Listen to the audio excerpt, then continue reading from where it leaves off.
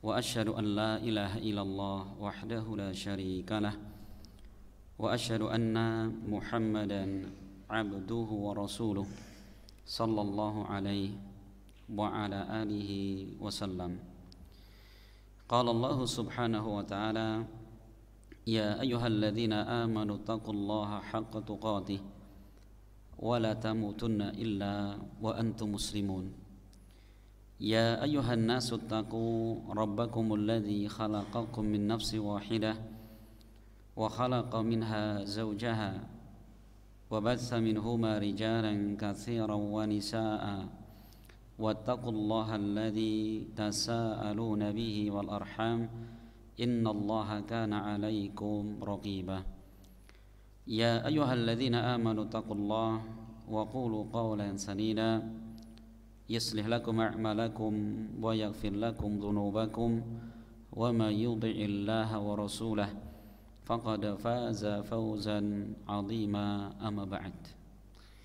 Ma'asyiral muslimin wal muslimat rahimani wa rahimakumullah. Alhamdulillah, kembali kita mengingatkan dan mengajak untuk senantiasa kita panjatkan puji dan juga syukur kepada Allah Subhanahu wa taala atas segala limpahan nikmat yang Allah berikan kepada kita semua. Salam dan juga salawat tetap kita haturkan kepada Nabi kita Muhammad sallallahu alaihi wasallam.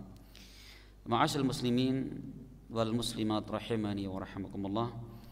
Insyaallah kita akan kembali melanjutkan pembahasan kita masih di dalam kitab Bulughul Maram karya Al-Imam Ibnu Hajar Al-Asqalani rahimahullah. Penulis kitab kemudian beliau melanjutkan kitab berikutnya atau bab berikutnya, yaitu di dalam Kitabul Hudud, bab kitab tentang had. Apa itu had? Had adalah hukuman-hukuman. Ya, had sebenarnya secara bahasa maknanya adalah apa? Had itu batasan-batasan. Ya, itu agar tidak yaitu membatasi antara dua hal agar tidak dilanggar. Maka tujuan adanya hukuman had ini yaitu penerapan hukum bagi orang-orang yang melanggarnya. Apa tujuannya? Tujuannya adalah agar jangan sampai umat manusia melanggar perbuatan tersebut. Ya, karena Islam, Bapak sekalian, ini diturunkan Allah Subhanahu wa taala ini untuk menjaga yang diistilahkan para ulama dengan daruratul khams, menjaga 5 darurat. Coba kita kalau perhatikan syariat Islam, agama Islam ini itu semua adalah kembali kepada 5 untuk penjagaan 5 hal. Apa yang pertama? Untuk penjagaan agama. Ya, penjagaan agama seorang. Maka di situ diperintahkan apa? Ibadah kepada Allah Subhanahu wa taala. Ya, kemudian diperintahkan berjihad. Itu semua adalah menjaga agama. Kemudian yang kedua adalah untuk menjaga harta. Menjaga apa? Harta. Maka di dalam Islam dilarang, diharamkan yang namanya mencuri, merampok, ya, kita zalim kepada orang lain, kamu nipu, itu diharamkan. Semua yang mengarah kepada apa? Ngambil harta orang lain tanpa hak. Kemudian yang ketiga adalah untuk menjaga darah atau nyawa seseorang. Maka pada pertemuan yang lalu disebutkan bagaimana diharamkan membunuh jiwa, baik dengan sengaja, tidak dengan sengaja. Dalam Islam ada aturannya. Apa kemarin? Bagi yang membunuh dengan tanpa sengaja atau dengan sengaja, ya, kalau tanpa sengaja maka dendanya adalah 100 ekor unta dan diberikan kepada keluarga yang dibunuh. Kemudian yang keempat adalah apa? Untuk menjaga nasab, garis keturunan. Maka di dalam Islam diharamkan yang namanya zina. Karena berawal dari zina inilah kemudian menghasilkan anak. Nah, sudah putus di situ. Anak hasil zina tidak boleh dinisbahkan, disandarkan kepada bapak biologisnya. A sama B berzina, punya anak C, anaknya perempuan. Suatu saat si anak perempuan nikah, maka bapak biologinya itu tidak boleh jadi wali. maka malu sepanjang hidup. Gitu ya. Untuk menjaga apa? Menjaga nasab. Dan yang kelima, untuk menjaga akal. Maka di dalam Islam diharamkan yang namanya apa? Obat-obatan, minuman-minuman keras, dan semua yang bisa menghilangkan akal. 5 ini kata para ulama, syariat Islam adalah untuk menjaga 5 hal ini. Nah, di dalam Kitabul Hudud ini ya, bahwa penulis kitab menjelaskan berdasarkan Al-Qur'an dan hadis Nabi SAW. Adapun bab yang pertama, penulis kitab mengatakan babu haddiz zani, yaitu hukuman bagi para pezina. Jelas zina itu adalah apa? Akan tadi saya gambarkan akan apa? Mengacaukan nasab, ya, menjadikan nasab tidak jelas. Maka dalam Islam dilarang. Islam selain melarang, ya, dengan berbagai macam cara. Contohnya Allah berfirman di dalam Al-Quran, atau sebelumnya, apa itu zina? Apa itu zina? Nah, secara bahasa, yutlaku ala wat'il mar'ah min ghairi aqdin syar'iyyin, yaitu seorang lelaki yang dia berhubungan intim dengan seorang wanita, ya, tanpa adanya akad yang syar'i. Ulangi lagi, yaitu seorang yang berhubungan intim dengan seorang wanita dengan tanpa ada akad syar'i. Itu secara bahasa. Ustaz, bagaimana kalau suka sama suka? Sama saja, ya. Adapun secara istilah yaitu apa? Wat'ur rajuli al-mar'ata fil qubul, ya, min ghairil milk, ya, yaitu seorang lelaki yang dia menggauli seorang wanita dari jalan depan, ya, wanita yang bukan milik dia, wanita yang bukan hak untuk dia, gitu ya.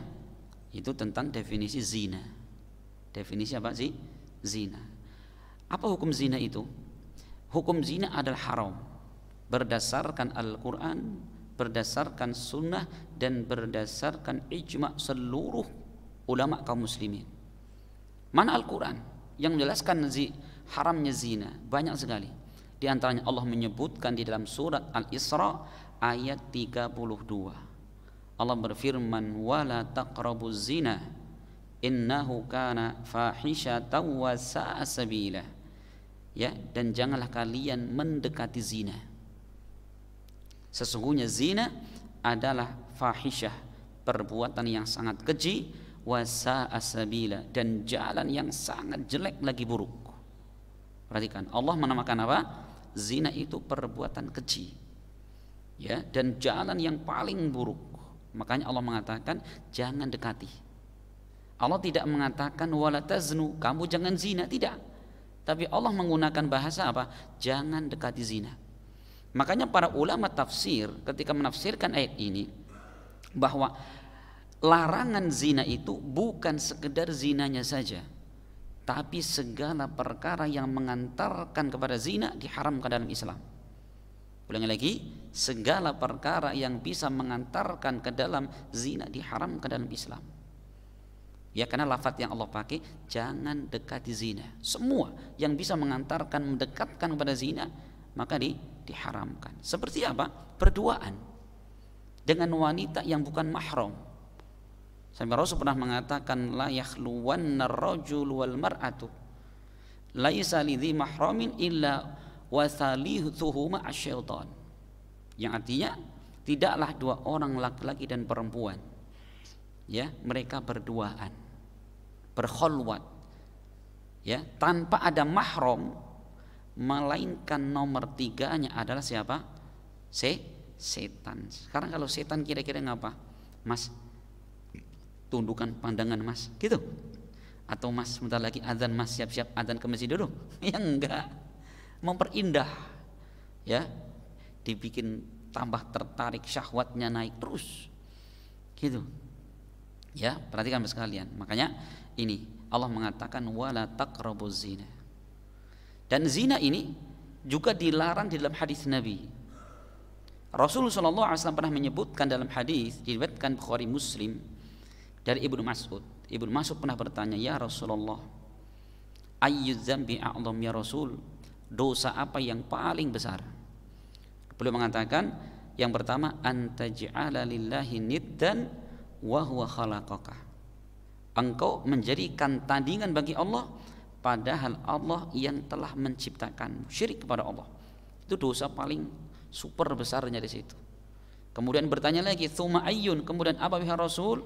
Beliau mengatakan, antaqtula waladaka khasyata ayyat amama'ak. Engkau membunuh anakmu sendiri karena kamu khawatir anakmu ikut makan bareng engkau. Ya, nggak mau. Jadi khawatir, takut nanti anaknya ikut makan jadi miskin. Perhatikan ya. Padahal apa? Allah yang memberi rezeki kepada orang tua dan anak-anak. Ya, kita jangan GR ya. Orang tua mengatakan, "Oh, kamu ini yang ngasih makan kan orang tua." Bukan. Yang ngasih makan anak kita, rezeki anak kita Allah Subhanahu wa taala. Maka Allah mengatakan dalam surat Al-An'am, ya, wala taqtulu auladakum min imlaq nahnu narzuqukum wa iyyahum. Allah mengatakan, janganlah kalian membunuh anak-anak kalian karena miskin. Kamilah, kata Allah, yang ngasih rizki kepada kalian dan anak-anak kalian. Perhatikan, Allah sendiri yang ngasih rizki. Cuman sementara waktu rizki anak-anak kita lewat apa? Jalur bapak ibunya. Iya, itu yang kedua. Kemudian ketiga, summa ayyun. Kemudian apa wahai Rasul? Rasul menjawab, antuzani ya bihalilati jarika. Engkau berzina dengan istri tetangga. Perbuatan zina dengan siapapun haram. Tetapi kalau zinanya dengan tetangga lebih besar dosanya. Kenapa? Satu, mendapatkan dosa zina, dan yang kedua dosa khianat terhadap tetangga. Harusnya apa? Tetangga saling melindungi, ya, saling memberikan rasa aman. Malah diganggu istri tetangganya. Gitu. Sehingga para ulama sepakat zina adalah haram. Sepakat dari mazhab apapun zina adalah haram. Kenapa sekalian? Banyak sekali para ulama menyebutkan bahaya zina itu. Apa di antaranya? Satu, ya, menjauhkan dari Allah Subhanahu wa taala. Dua, menjadikan seorang hilang rasa malunya.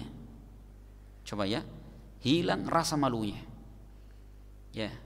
Kemudian rasa malunya. Ketiga, menjadikan seorang yang tidak punya cemburu. Tidak punya cemburu. Kok bisa? Maka dulu di zaman Nabi ada seorang Badui datang kepada Rasul, ya Rasul, idzan li bizina, ya Rasul, izinkan saya untuk berzina. Orang ini luar biasa ya. Di hadapan Nabi minta izin untuk berzina. Memang yang mengharamkan zina Rasul, bukan Allah. Coba perhatikan bagaimana Rasul memahamkan orang tadi. Rasul mengatakan, apakah engkau ridho andaikan yang dizinai adalah ibumu sendiri? Apakah kamu ridho ketika yang dizinai adalah istrimu sendiri, atau adik perempuanmu, atau anak perempuanmu? Ridho tidak? Dia mengatakan, ya enggak Rasul. Dia mengatakan, demi Allah ya Rasul, aku tidak akan pernah berzina selama-lamanya. Coba perhatikan. Maka orang yang dia berzina itu bagaimana? Dia hilang rasa cemburunya kepada siapa? Kepada orang-orang yang dia cintai, ibunya, mungkin kakak perempuannya, adik perempuannya, istri sendiri, anak perempuan sendiri. Hilang rasa cemburunya. Yang Rasul mengatakan, la yadkhulul jannata dayyus, tidak akan masuk surga laki-laki yang mereka tidak punya rasa cemburu terhadap orang-orang, ya, yang mereka cintai, istri, anak perempuannya, ibunya sendiri. Ya, iya, itu yang ketiga, bahwa zina itu akan menghilangkan apa? Rasa cemburu. Kemudian di antara bahaya zina ini akan apa? Merusak apa? Nasab, gitu ya, merusak nasab dan malunya sepanjang masa. Kenapa? Nanti kalau ternyata anak hasil zinanya itu adalah apa? Perempuan, ya tadi, maka ketika si anak ini nikah, apakah bapaknya bisa jadi wali? Nggak boleh. Nanti ketahuan dong semua orang sekampung pas menyaksikan nikah, siapa walinya? Wali hakim saja Pak. Lah ini ada bapaknya. Mau bohong. Ketahuan. Ya, masya Allah, sepanjang hidup malu orang seperti itu. Ya, masya Allah ini. Kemudian bahwa orang yang berzina itu adalah bukan orang-orang yang beruntung. Allah menyebutkan dalam surat Al-Mu'minun ayat pertama, Bismillahirrahmanirrahim, qad aflahal mu'minun alladzina hum fi salatihim khashi'un. Terus sampai Allah mengatakan walladzina hum li furujihim hafidun illa ala azwajihim aw ma malakat aymanuhum fa innahum ghairu malumin. Itu orang-orang yang mereka menjaga kemaluan mereka kecuali kepada istri-istri mereka atau budak-budak yang mereka miliki. Perhatikan, orang yang beruntung siapa mereka? Yang menjaga kemaluan mereka. Kemudian yang berikutnya, ini juga dibenarkan oleh ahli kesehatan, ini bisa menyebabkan berbagai macam penyakit yang di luar nalar. Penyakit-penyakit busuk, buruk yang nalar manusia nggak masuk di situ. Gitu ya. Dan kalau kita sebutkan banyak sekali kata para ulama tentang bahaya dari perbuatan zina. Maka teman-teman sekalian, Allah selain melarang zina itu sendiri, maka Allah Subhanahu wa taala ya menetapkan hukuman. Bagi apa? Bagi orang-orang yang mereka ya melakukan auzubillah perzinahan tersebut. Makanya nanti ada hadis dari ucapan Umar bin Khattab radhiyallahu anhu. Beliau pernah apa? Pernah berkhutbah. Apa isi khutbahnya? Innallaha ba'atha Muhammadan bil haqqi wa anzala 'alaihi al-kitab. Fa kana fima anzalallahu ayat ar-rajm. Qara'naha wa wa'aynaha wa aqilnaha. Farajama Rasulullah SAW wa rajamna ba'dahu. Kata Umar di dalam khutbahnya mengatakan sesungguhnya Allah Azza wa Jalla telah mengutus Muhammad SAW bil haq, dengan kebenaran, wa anzala alaihil kitab, dan Allah turunkan kepada beliau berupa Alkitab, itu Al-Quran. Kemudian kata beliau, fakana fima anzalallah, maka sesuatu di antara yang Allah turunkan ayat tentang rajam. Apa rajam itu? Itu orang yang berzina kemudian dilempari bagi batu sampai meninggal. Qara'nahu, kami membacanya, kami menghafalnya, dan kami memahaminya. Maka Rasul melakukan rajam, kami pun melakukan rajam setelah beliau. Berarti apa? Rajam itu adalah apa? Hukuman yang datang dari Allah Subhanahu wa taala. Coba ya, kita akan baca teman-teman sekalian hadis-hadis yang dinukilkan al-Imam Ibnu Hajar rahimahullah dalam kitab Bulughul Maram. Kita baca hadis yang pertama. An Abi Hurairah radhiyallahu anhu wa Zaid ibn Khalid al-Juhani radhiyallahu anhuma. Dari Abu Hurairah dan Zaid ibn Khalid al-Juhani belum mengatakan anna rajulan minal a'rabi ata Rasulullah. Ada seorang lelaki dari kalangan Badui, ya orang yang hidup di pedalaman sana, bertemu dengan Rasulullah dan mengatakan, ya Rasulullah, wahai Rasul, anshuduka billah illa qadaita li bi kitabillah. Ya Rasul, aku bertanya kepada engkau tentang Allah yang engkau harus apa? Menetapkan dengan kitab Allah. Coba ya, memang orang Badui kurang sopan ini, nggak sopan sama sekali.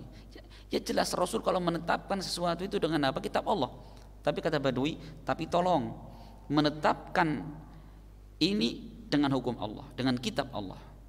Kemudian faqala al-akhar, yang lainnya mengatakan dan dia lebih faqih daripadanya, na'am ya Rasul, faqdi bainana bi kitabillah, tolong ya selesaikan persengketaan di antara kami dengan kitab Allah.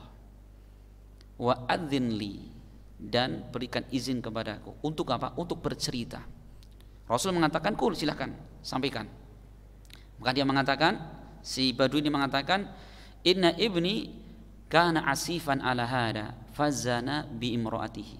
Ya Rasul, sesungguhnya putraku ini, dia laki-laki, putranya masih bujang, dia bekerja dengan si bapak ini.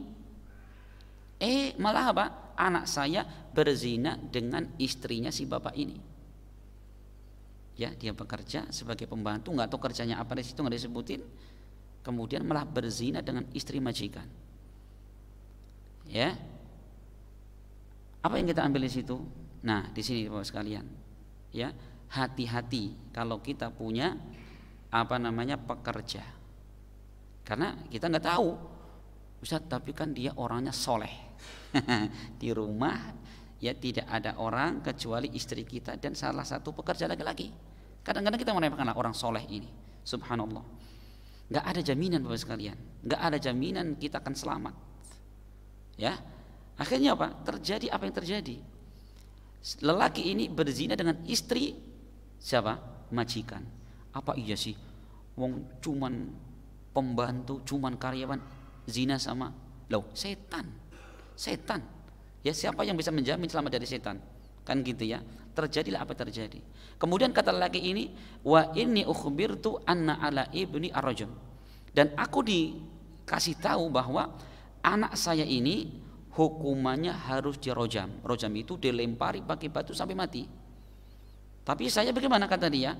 Fafdadaitu minhu bi mi'ati syatin wa walidah. Tapi aku tebus kepada laki tadi, kepada suami wanita tadi dengan apa? 100 ekor kambing dan seorang budak wanita. Dia mungkin ngerasa salah gitu ya. Akhirnya membayar tadi 100 ekor kambing. Kalau kambing harganya 2 juta berarti 200 juta. Plus satu budak. Satu budak itu harganya sekitar 5 ekor unta. 5 ekor unta, kalau satu budak misalkan harganya kalau unta misalkan 30 juta kali 5 berarti berapa? 150 juta. 350 juta. Sudah ditebus. Gitu ya. Kemudian apa? Fasa'altu ahlul ilm. Maka aku bertanya kepada ahlul ilm. Fa akhbiruni, maka ahlul ilm mengatakan kepada saya, anna ala ibni jalad mi'atin wa takhribu am. Kata si orang alim ini bahwa anak saya hukumnya apa? Dicambuk sebanyak 100 kali, kemudian apa? Dibuang dan diasingkan selama setahun. Kata si badui tadi. Wa anna ala imrati ahad ar-rajam. Adapun istrinya si bapak ini dia dirajam. Kenapa? Karena berzina sudah punya suami. Maka faqala Rasulullah, maka Rasul mengatakan, ini perkaranya ya. Jadi orang ini enggak setuju ini, masa saya harus ngeluarin 100 ekor kambing. Dia lapor sama Nabi. Maka Rasul kemudian apa? Beliau mengatakan, walladzi nafsi biyadi. Demi Allah yang jiwaku ada pada tangannya. La aqdiyanna bainakuma bi kitabillah. Sungguh aku akan menetapkan hukum di antara kalian berdua dengan kitab Allah Subhanahu wa taala. Apa kata Nabi? Al-walidah wal ghanam raddun alaik. Budak perempuan ini dan 100 ekor kambing kembalikan kepada laki-laki ini. Kembalikan, itu enggak cukup. Wa ala ibnika jaldu mi'atin wa taghribu am. Dan anakmu laki-laki itu cambuk 100 kali, kemudian diasingkan selama 1 tahun, dibuang. Kenapa dibuang? Karena orang ini memalukan orang sekampung. Ya kan? Memalukan orang sekampung yang pertama. Yang kedua, kalau dibiarkan, apa kata Rasul? Tidaklah suatu zina sudah merajalela di suatu kampung, suatu negeri, melainkan hal itu mengundang murkanya Allah Subhanahu wa taala. Sudah punya zina kalau sudah merajalela di suatu kampung, itu sama saja ngundang murkanya Allah, ngundang siksanya Allah Subhanahu wa taala. Jangan sampai anak itu di kampung itu dibuang setahun, enggak boleh pulang, nunggu lebaran tahun depan. Mudik baru boleh pulang setahun depan. Ya, kemudian kata Rasul, wahdu ya Unais ila imrati hada. Wahai Unais, kamu datangi istrinya orang ini. Fa ini tarafat farjumha. Jika wanita itu mengakuinya, maka rajamlah dia. Muttafaqun alaih. Hadis diriwayatkan Imam Bukhari dan Imam Muslim. Perhatikan Bapak sekalian. Apa yang kita ambil dari hadis ini? Woi, banyak sekali. Apa yang dapat kita ambil faedahnya? 1. Hadis ini menjelaskan kepada kita tentang apa? Yaitu tentang bagaimana Rasul menetapkan hukum dengan Al-Quran, bahwa bagi para pezina tadi hukumannya. Apa hukumannya? Jika mereka adalah belum pernah menikah yang syar'i, ya, maka apa hukumannya? Hukumannya adalah dicambuk berapa? Tadi berapa? 100 kali. Pakai apa? Zaman Nabi pakai pelepah kurma. Pelepah kurma kayak apa? Kayak apa namanya itu yang kelapa ya gitulah. Debuk satu kali sudah sakitnya luar biasa 100 kali. Hah? Subhanallah. Habis itu dibuang selama setahun. Itu kalau apa? Kalau belum menikah. Adapun kalau sudah menikah, yaitu diistilahkan dengan muhson, bagaimana dia? Dirojam sampai meninggal. Apa dikatakan seorang itu sudah muhson, ya, sudah menikah, apa ketentuannya? Satu, kata para ulama, bahwa orang tersebut pernah melakukan apa? Nikah yang sahih. Jadi pernah melakukan akad nikah yang sah. Ya seperti kita lihat ya, ada mempelai laki-laki, ada perempuan, ada wali perempuan, ada saksi, gitu. Ada ijab dan qabul, pernah melakukan. Satu. Kemudian yang kedua, si orang ini pernah melakukan hubungan intim walaupun sekali. Walaupun sekali. Ya. Kemudian yang keempat, bahwa yang melakukan itu ketika hubungan intim dalam keadaan mereka apa? Mereka sadar. Ya. Ini. Ya, dia balik, orang merdeka dan berakal, bukan orang gila. Nah, kalau terpenuhi berarti dia seorang yang muhson. Nah, Ustaz maksudnya gimana? Bagaimana kalau orang yang dia sekarang jadi janda atau duda? Sama. Yang penting ukurannya dia pernah menikah yang sah. Dia masih nikah atau dia sudah menjadi janda atau duda, sama. Gitu ya. Nah, kalau ternyata dia berzina, na'udzubillah, bagaimana Rasul menetapkan dia untuk dirojam? Ya, dengan apa itu? Gimana cara rojam itu? Para ulama menyebutkan ada 2 tata cara. Yang pertama adalah si pelaku tersebut dia ditimbun, dikubur ya, setengah badan, berdiri, posisi berdiri, setengah badan sampai dada. Habis itu apa? Dilempari bagi batu. Batu tidak terlalu besar, tidak terlalu kecil, sampai mati. Ya, kenapa kok semua?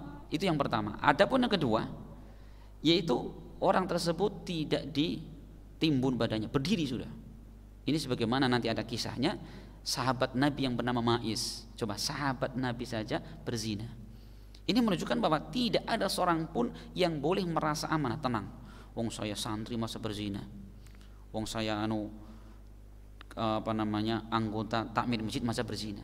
Lah, ya, namanya setan Bapak sekalian. Setan itu jangan diremehkan mereka itu. Ya, namanya syahwat itu luar biasa. Jangan pernah merasa aman. Nah, yang kedua langsung ini Ma'is dia cerita, ya, diceritakan beliau berzina kemudian menghadap kepada Nabi, akhirnya Rasul merajam orang tersebut. Dia saking dilempari kesakitan, dia lari, dikejar para sahabat sampai ke Gunung Batu, dikepung, dilempari sampai meninggal di situlah. Padahal Rasul mengatakan, andaikan lari biar ini saja lari, semoga taubatnya dia taubat nasuha yang Allah terima taubatnya. Gitu, masya Allah ya. Ini yang keberapa ini? Faedah yang berikutnya, yaitu bahwa pezina yang sudah muhson, sudah pernah menikah tadi, dirojam sampai mati. Kemudian bahwa di dalam penerapan hukum, ya, itu tidak boleh apa?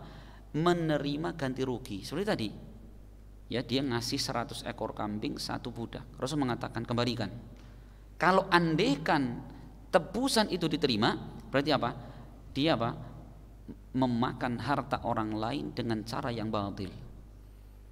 Ya, ini pokoknya damai, biar damai pokoknya ini anak saya membayar ke bapak sekian juta.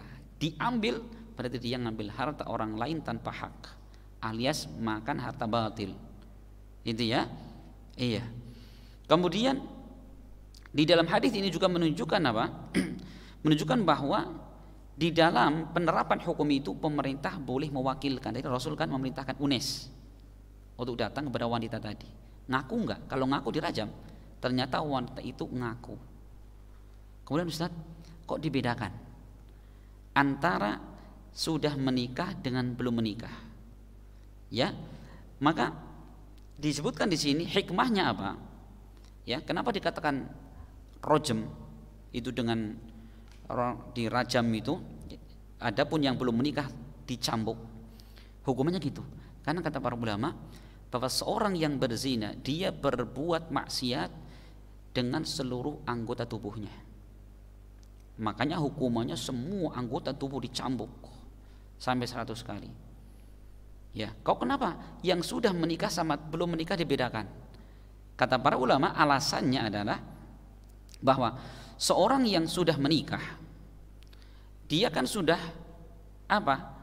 Mendapatkan kenikmatan sempurna dari istrinya, dari pasangannya. Kok kemudian dia tetap berzina? Ini menunjukkan bahwa keburukan itu sudah mengakar pada dirinya. Saya perhatikan, ulangi lagi. Karena seorang yang sudah menikah, ya dia pernah merasakan kenikmatan itu yang halal dengan sempurna dengan istrinya.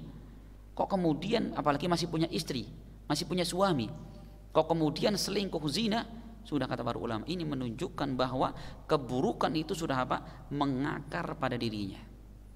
Adapun kalau belum menikah kata para ulama, ya karena mungkin karena karena faktor syahwat, ya, yang tidak terbendung sehingga dia melakukan perzinahan.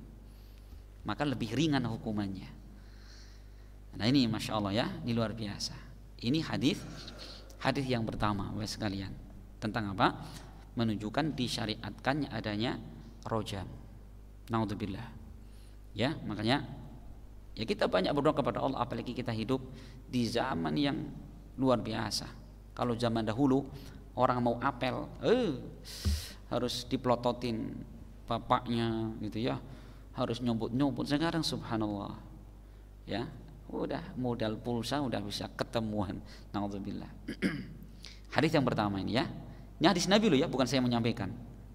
Kemudian hadis yang kedua, beliau mengatakan wa an Ubadah ibn Samitin radhiyallahu anhu qala, dari Ubadah bin Samit beliau mengatakan Rasulullah bersabda, khudu anni faqad ja'alallahu lahunna sabila al bikru bil bikri jaldu mi'atin wa nafyi sanatin wa thayyibu bi thayyib jaldu mi'atin wa rajam. Rawahu Muslim. Rasul mengatakan ambillah dariku dan Allah telah menjadikan untuk mereka jalan, yaitu apa?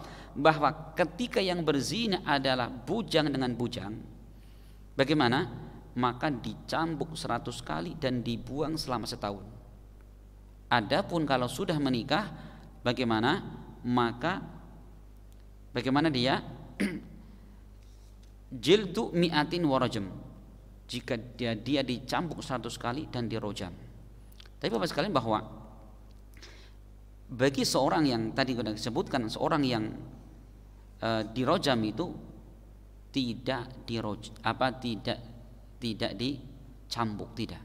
Jadi kalau sudah dirojam, ya nggak dicambuk lagi gitu. Gitu ya. Wallahu a'lam bishawab. Kemudian Bapak sekalian, hadis berikutnya. Ini juga masih bagaimana ya? Di kalangan sahabat Nabi pun ada yang terjerumus dari perbuatan zina. Ya tadi karena kuatnya gangguan setan, godaan setan itu. Hadis ketiga beliau mengatakan wa an Abi Hurairah radhiyallahu anhu qala, dan dari Abu Hurairah beliau mengatakan ata rajulun minal muslimina Rasulullah wa huwa fil masjid. Ya, ada seorang lelaki dari kalangan kaum muslimin mendatangi Rasulullah sedangkan beliau sedang di masjid. Fanadahu, maka orang ini manggil, ya Rasulullah, coba ya Rasulullah, inni zanaitu, sesungguhnya aku telah berzina. Perhatikan, dia lapor sama Nabi. Apa maksud dia lapor? Pengen ditegakkan hukum agar menghapuskan dosanya. Maka fa'arada anhu, Rasul berpaling dari orang tadi, gak mau lihat orang tadi. Fatanahatil qawaji, kemudian apa? Rasul berpaling dari orang tersebut, memalingkan wajahnya dari orang tersebut. Dia mengatakan, ya Rasulullah, ini zanaitu, ya Rasul, aku telah berzina. Rasul berpaling. Orang ini sampai mengatakan sebanyak 4 kali, ya Rasul, saya zina. 4 kali Rasul tidak mau melihat orang tersebut. Apa maknanya di situ? Andaikan orang itu kemudian pergi, ya sudah, yang penting dia bertobat nasuha, nggak dihukum, nggak apa-apa gitu loh. Yang penting dia tobat sudah. Cuman apa? Orang tersebut ternyata ingin betul-betul agar dosanya itu digugurkan, Dosa zina digugurkan dengan apa? Dirojam tadi. Kemudian apa? Falamma syahida ala nafsi arba'a syahadat. Kemudian setelah orang itu bersaksi atas dirinya sebanyak 4 kali. Demi Allah ya Rasul, saya berzina ya Rasul. Maka Rasul mengatakan, Abika junun, apakah kamu punya penyakit stres? Apa kamu ada punya riwayat penyakit gila? Gitu. Dia mengatakan, lah ya Rasul, enggak, saya enggak pernah stres, waras sepanjang hidupku. Gitu ya. Artinya apa? Rasul pastikan jangan-jangan orang yang lapor itu dia orang yang stres. Karena kalau bukan orang waras enggak dihukum. Maka orang yang mengatakan, bukan ya Rasul, saya orang waras betul-betul. Qala, Rasul berkata lagi, fahal uhsinta, apakah engkau sudah muhson, sudah menikah? Ya, orang ini mengatakan na'am, iya Rasul. Maka Rasul kemudian mengatakan idhabu bihi farjumuh, muttafaqun alaih. Rasul mengatakan, wahai sahabat, bawalah orang ini kemudian rajamlah orang ini. Di dalam riwayat yang lain, ya, Ibnu Abbas mengatakan lama ata Ma'is ibnu Malik ilan Nabi. Ketika Ma'is bin Malik ini tadi, Ma'is bin Malik itu sahabat Nabi yang pernah berzina. Lapor, ya Rasul, saya telah berzina. Perhatikan, Rasul ngasih kemungkinan dulu. Rasul mengatakan, la'allaka qabalta ya Ma'is, mungkin kamu baru mencium saja. Au ghamasta, atau kamu baru melirik wanita itu. Au nadarta, atau kamu baru melihat saja. Enggak ya Rasul, aku betul-betul telah berzina kepada dia. Berarti kan Rasul itu bukan orang yang senang kalau apa? Ngukum orang, tidak. Rasul di situ ngasih kesempatan kalau memang orang itu mau taubat nasuha saja, ya sudah. Dia taubat nasuha, kemudian perbaiki sisa hidupnya, sudah. Ini sering banyak pertanyaan, Ustaz, bagaimana kalau misalkan kita ingin sekali bertobat dari perbuatan zina, namun tempat yang kita tinggal di situ tidak ada penetapan hukum seperti itu. Bagaimana jawabannya? Ya sudah, jawabannya bertaubat kepada Allah dengan taubat nasuha. Kemudian perbaiki di sisa hidup yang ada. Sudah. Yang usah mikir yang aneh. Sudah, itu saja. Kalau memang tidak ada yang menegakkan hukum, ya sudah. Karena apa?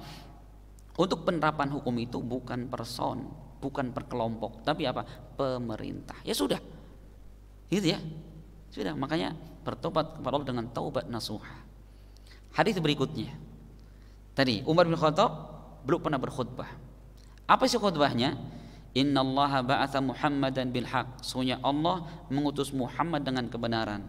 Wa anzal alaihi kitab, dan Allah turunkan kepadanya Alkitab. Fakana fima anzalallahu alaihi ayatul rajm, dan di antara ayat yang Allah turunkan kepadanya ayat tentang rajam tadi. Pezina sudah menikah dirajam. Qara'nahu wa wa'ainahu wa aqilnahu. Ya, kami membacanya, kami menghafalnya, dan kami memahaminya. Maka Rasulullah pernah merajam, kami pun merajam setelah beliau.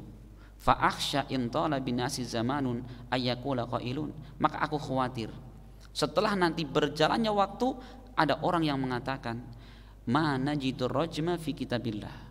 Aku tidak mendapati ya hukum rajam di dalam Al-Qur'an.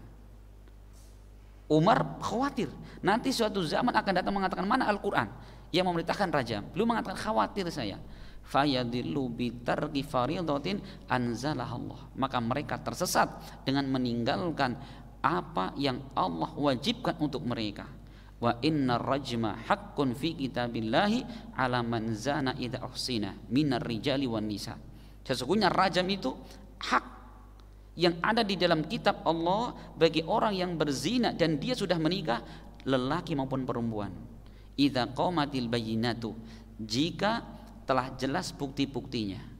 Au kanal habal, atau dia sudah hamil, awil i'tiraf, atau dia mengakui. Nah, berarti Bapak sekalian, dari ucapan Umar ini diambil kesimpulan, kapan seorang itu ditetapkan dengan hukuman tadi? Berarti ada 3 cara. Yang pertama apa? Idza qamatil bayyinah, jika ada bukti. Apa buktinya? Yaitu 4 orang saksi. Perhatikan. Jadi ditetapkan hukum tadi jika terdapat bukti. Apa bukti yang pertama? Saksi. Berapa saksinya? 4 orang saksi. Bukan 1 orang. 4 orang saksi laki-laki.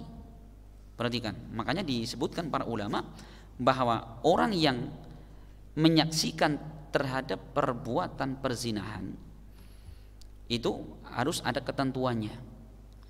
Ya, itu Allah mengatakan walaula anja'u alaihi bi arba'ati syuhada, andaikan mereka datang dengan membawa 4 saksi, fastashidu alaihina arba'ata minkum, Allah mengatakan dan saksikanlah atas mereka dengan 4 orang saksi. Apa syarat saksi itu? Ulama menyebutkan setidaknya ada 6 syarat. Yang pertama bahwa jumlah yang menyaksikan adalah apa? 4 orang. 4 orang. Berarti kalau misalkan saksinya cuma 3 nggak dipakai. Atau sendirian. Datang ke pengadilan, Pak Hakim, saya bersaksi fulan dan fulana dia berzina. Yang lihat siapa? Saya sendiri. Nggak diterima. Kalau dia berani ngelapor tanpa membawa saksi, justru orang tersebut dihukum. Apa hukumannya? Bisa dicambuk 80 kali. Hati-hati dalam Islam ya. Hati dalam Islam itu. Pertama. Kemudian yang kedua, bahwa yang menyaksikan itu adalah orang-orang yang berakal dan sudah balik. Berarti kalau ada orang stres, saya bersaksi fulana berzina, nggak dipakai. Atau orang baru keluar dari rumah sakit jiwa sebulan yang lalu menyaksikan, nggak diterima. Atau anak-anak lagi main kelereng, ya baru kelas 1 SD tiba-tiba bersaksi, nggak diterima itu. Harus orang yang berakal dan balik. Kemudian yang ketiga, syaratnya adalah apa? Laki-laki yang adil. Laki-laki yang adil. Apa makna adil? Adil itu adalah bukan orang yang terkenal dengan perbuatan fasik. Ada orang laki-laki tapi dia terkenal tukang minum khamr, nggak diterima persaksiannya.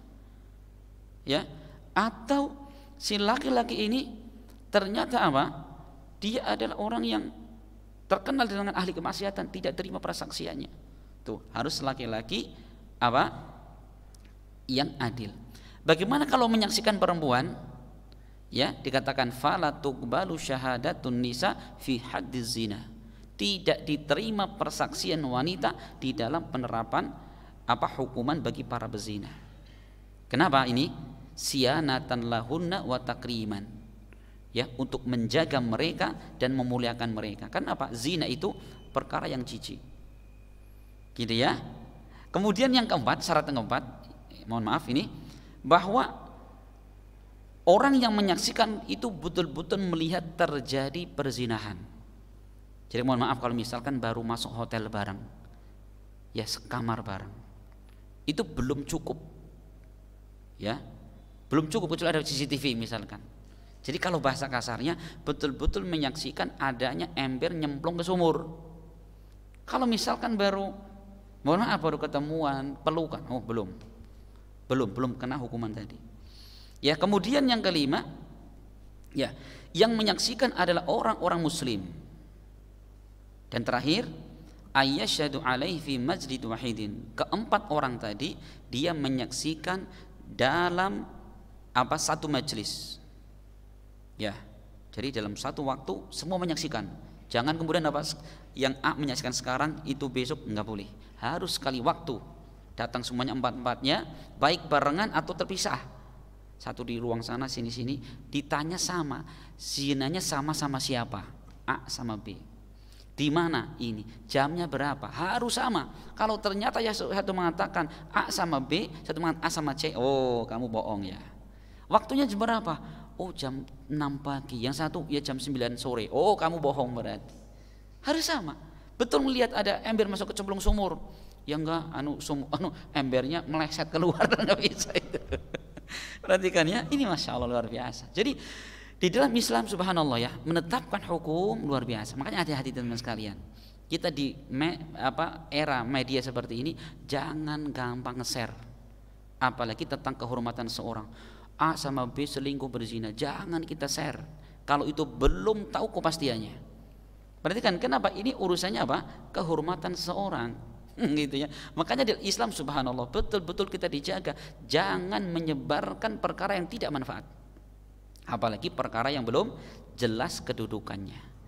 Ini teman-teman sekalian, masya Allah ya, 5 hadis yang kita baca semoga bermanfaat dan semoga Allah Subhanahu wa taala memberikan perlindungan kepada kita semua dari perbuatan yang sangat buruk ini. Mohon maaf tidak ada pertanyaan karena sudah masuk waktu Isya. Insyaallah kita akan lanjutkan di pertemuan yang akan datang. Subhanakallahumma bihamdik asyhadu an la ilaha illa anta astaghfiruka wa atubu ilaik. Assalamualaikum warahmatullahi wabarakatuh.